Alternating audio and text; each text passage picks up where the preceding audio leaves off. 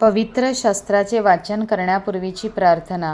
हे देवा, तुझा शब्द वाचत असताना मला तुझी ओळख होऊ दे. तुझे प्रेम व तुझे स्मरण रोजच्या जीवनात होण्यासाठी तू मला मदत कर. तुझा पवित्र शब्द माझ्या जीवनासाठी कशाप्रकारे मी लागू करावा याची समज दे. हे पवित्र आत्म्या, माझ्यातील अज्ञान दूर कर. माझ्या कुटुंबात आणि या जगात हा पवित्र शब्द वाचत असताना तुझ्याविषयी व इतरांविषयी माझ्या हृदयात प्रेम प्रज्वलित कर. आमेन. मंगळवार, तारीख 31 मार्च. पहिले वाचन यशया अध्याय 49 ओवी 1-6. द्वीपांनो, माझे ऐका, दूरदूरच्या राष्ट्रांनो कान द्या. मी गर्भावस्थेत असतानाच परमेश्वराने मला बोलावले. मी मातेच्या उदरात होतो तेव्हाच त्याने माझे नाव घेतले. त्याने माझे मुख तीक्ष्ण तरवारीसारखे केले. त्याने मला आपल्या हाताच्या छायेखाली लपवले. त्याने मला चकचकीत बाणासारखे करून आपल्या भात्यात गुप्त ठेवले. तो मला म्हणाला, तू माझा सेवक आहेस, मला शोभा आणणारा तू इस्राയേल आहेस. मी तर म्हणालो होतो की मी व्यर्थ श्रम केले. मी आपले बळ उगीच आणि निरर्थक वेचले. तथापि माझा न्याय परमेश्वराच्या हाती आहे. माझे प्रतिफळ माझ्या देवाच्या हाती आहे. मी याकोबास त्याच्याकडे परत आणावे, त्याच्याजवळ इस्राയേल एकत्र जमवावे, म्हणून आपला सेवक होण्यासाठी ज्या परमेश्वराने मला गर्भाशयात घडवले, ज्या परमेश्वराच्या दृष्टीने मला मान मिळाला आणि जो माझा देव माझे सामर्थ्य झाला, तो परमेश्वर म्हणतो, याकोबाच्या वंशाचा उद्धार करावा, इस्राയേलाच्या रक्षिलेल्या लोकांस परत आणावे. म्हणून तू माझा सेवक व्हावे यात काही मोठेसे नाही, तर माझ्याकडून होणारे तारण तू दिगंतापर्यंत न्यावे, म्हणून मी तुला राष्ट्रांचा प्रकाश असा नेमतो. हा प्रभूचा शब्द. देवाला धन्यवाद. प्रतिसाद स्तोत्र. माझे मुख तुझ्या तारणाचे वर्णन करील.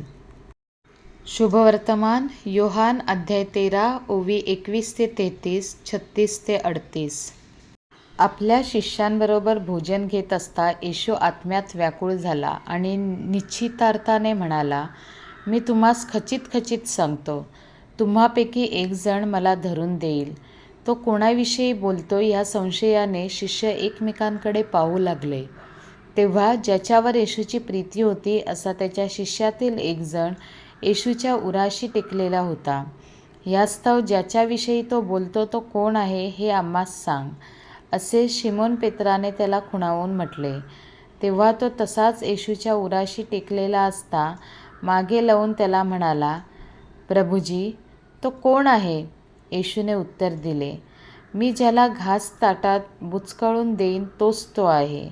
मग त्याने घास ताटात बुचकळून शिमोनचा मुलगा यहुदा इस्कारियोत ह्याला दिला आणि घास दिल्याबरोबर सैतान त्याच्यामध्ये शिरला.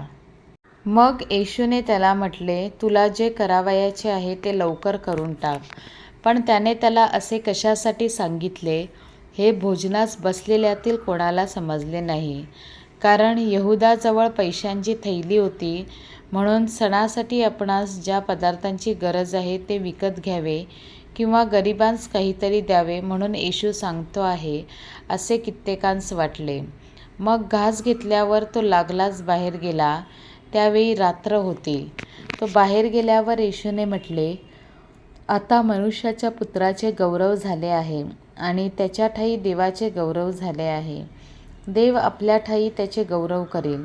तो त्याचे लवकर गौरव करील. मुलांनो, मी अजून थोडा वेळ तुम्हाबरोबर आहे. तुम्ही माझा शोध कराल आणि जसे मी यहुद्यांना सांगितले की जेथे मी जातो तेथे तुम्हाला येता येणार नाही, तसे तुम्हासही आता सांगतो. सिमोन पेत्र त्याला म्हणाला, प्रभुजी, आपण कोठे जाता? येशूने उत्तर दिले, मी जेथे जातो तेथे तुला आता माझ्या मागे येता येणार नाही, पण तू नंतर येशील. पेत्र त्याला म्हणाला, प्रभुजी, मला आपल्या मागे आत्ताच का येता येणार नाही? आपल्यासाठी मी माझा प्राण देईन. येशूने त्याला उत्तर दिले, माझ्यासाठी तू आपला प्राण देशील काय? मी तुला खचित खचित सांगतो, तू 3 वेळा मला नाकारशील, तोपर्यंत कोंबडा आरवणार नाही. प्रभूचे शुभवर्तमान. हे ख्रिस्ता तुझी स्तुती असो. चिंतन. प्रभू येशूच्या जीवनात घडणाऱ्या सर्व घटना अटळ होत्या. पापी मानवाच्या उद्धारासाठी प्रभू येशू दुःख सहन करण्यास व मृत्यूला सामोरे जाण्यास तयार झाला. देवपित्याच्या इच्छेनुसार पित्याचा गौरव व्हावा म्हणून हे घडणार होते. मानवी स्वभावानुसार प्रभूचे शिष्य त्याला नाकारतील आणि दूर पळून जातील याची जाणीव येशूच्या हृदयाला चटका देणारी होती. म्हणूनच प्रभू व्याकुळला व त्याने सर्वांसाठी शोक व्यक्त केला. आजही जगात अगदी क्षुल्लक कारणांसाठी आपण येशूला नाकारत असतो. स्वार्थ, अहंकार, दुष्टपणा अशा प्रवृत्तीमुळे आपण मोहाला बळी पडतो.